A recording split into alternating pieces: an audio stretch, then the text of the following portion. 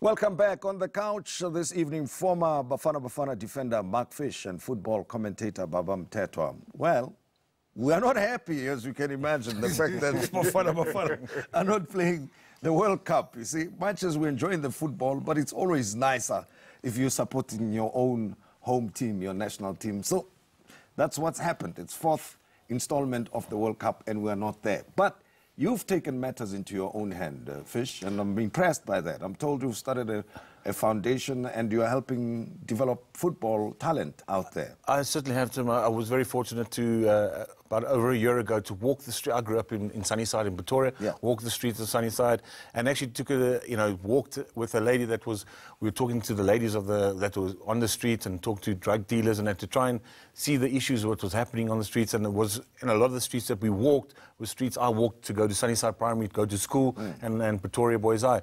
So we came together, it was four of us, and we decided, no, let's do something about it.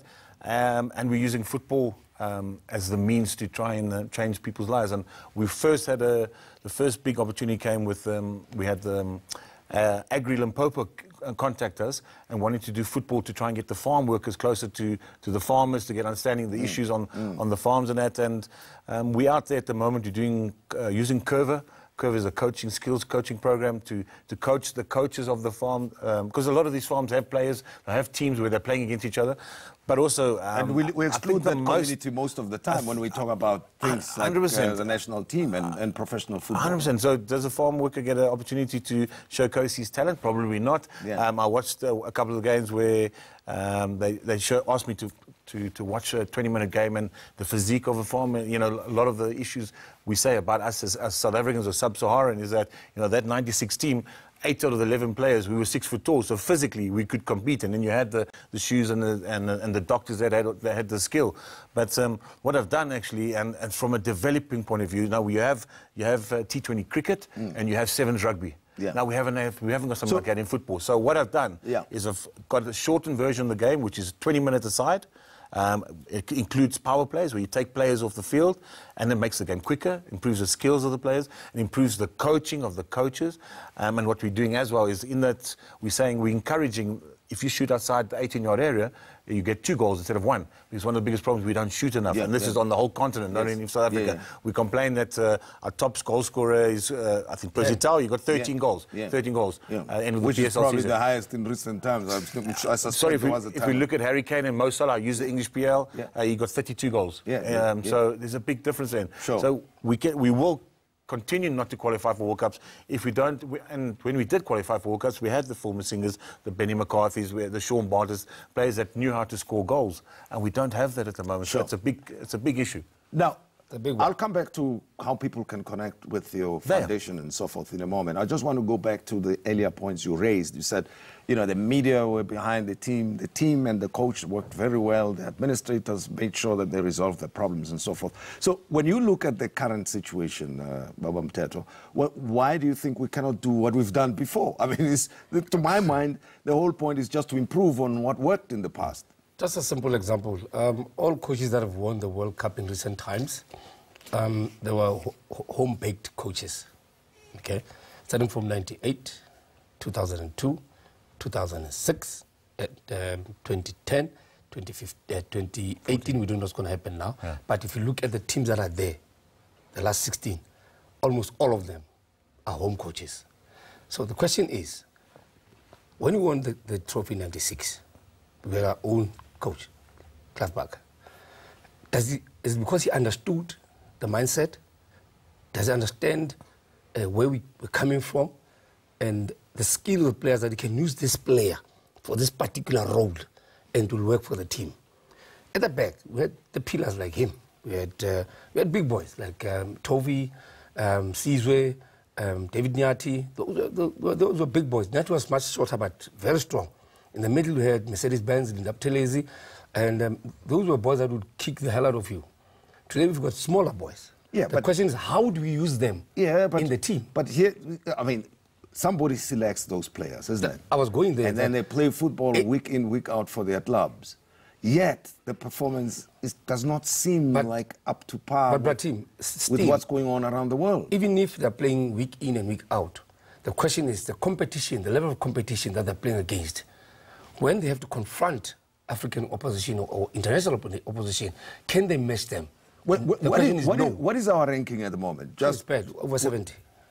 Is that where we are now? I think it was what? 77 over 70. Yeah, we're bad. We're very bad. Sure. So obviously we've been in decline from 20 to 77, right? Yeah. And it did not 20, it was actually as high as number 16 in the world. At some point. We're very high. We're very, very high. Yeah, and 96, then after you we could- need a Cup of Nations. We were very high. So you could even dream that somehow South Africa could reach the quarters or semis of the World Cup. There was a time when you yes, could, we all think felt like that, right? yes. So now, even if, for lack of a word, in terms of the spirit, we write off the team up front. We don't have confidence that it can That is go why anywhere. we have no one watching the So, team. yeah. And we have to get probably people who go there is because they say, what am I doing today? I'm not doing anything. I might as well go and watch Bafana. Anyway, I know they're going to lose. Which is a wrong attitude. We shouldn't be doing that. You've listed a few things that you believe worked in the past. Now, which parts do you think, if we reintroduce them, and Baba, you've had a go at this for some time, from your point of view, Mark, what is it that you think could be done by South Africa now to improve at least the ranking then? Forget qualifying for anything. Well, I think most importantly is if you, and you mentioned all those coaches that won the World Cup, it's not coaches that's been at those countries for a year or two. They've been there 4 or 5 years. Yes, Joachim Löw's now got knocked out Germany, but he took over from 2006 when they lost in the semi-finals. Yeah. So he's had 10 years at the national team. Yeah. When we employ a coach, make sure it's the right coach, first of all, and make sure you give the coach the time. We as South Africans, we want to win, so we don't give a coach time, and then next minute, and then the media latch onto it, and next minute the coach is under pressure. Instead of having a long-term goal, knowing that, okay, let's try and qualify for this African Nations Cup. I'm using this as an example, knowing that if we qualify with this team, we can build on this team because these players are going to be here for the next 3-4 years. But here's so the we point. take them to the next World Cup. There's another thing you said earlier on, 450 players over a period of time that have played for Bafana, 22 coaches, but the administrators, what's happening there? But you just mentioned there, 22 coaches over 94, what are we saying, 92, so that's 26 years. Yeah. And what's changed in terms of the other part of it, which is On to average, manage the coach and stays administer the sport? for 2 seasons. That's all. No, I know. Yeah. Is that a factor or It's not? a big factor. It's big. And we must say it. We were talking about it. It's a big factor. Why are we not having players that want to be involved at SAFA, whether it's in administration, and yes, slowly the coaches are coaching. Why does the federation not open the doors and say, okay, who wants to be involved? When you say ex-players, players that have played overseas, got the experience, and locally, players that want to be involved, use them. Instead of blocking the players out and keeping everything to yourself, because when you have players back in the game, and you look at it, we were talking about of course, there are so many countries. stakeholders in this. You mentioned the fans, you mentioned the commentators, the media, the footballers themselves, the development side, the education system, the government, and so forth. Bratim, don't go far. Go to Zambia.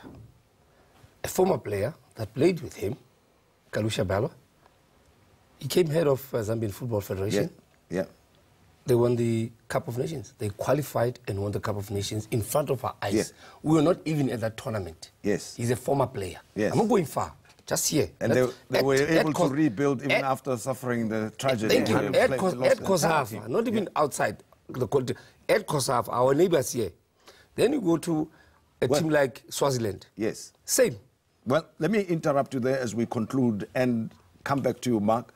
How can the rural communities get in touch with you to benefit from the work that your foundation is doing? So at the moment, we're going to the various areas and we'll do coaching clinics. We're going this week into other side of Mahubat's Kloof. I'm not sure the districts.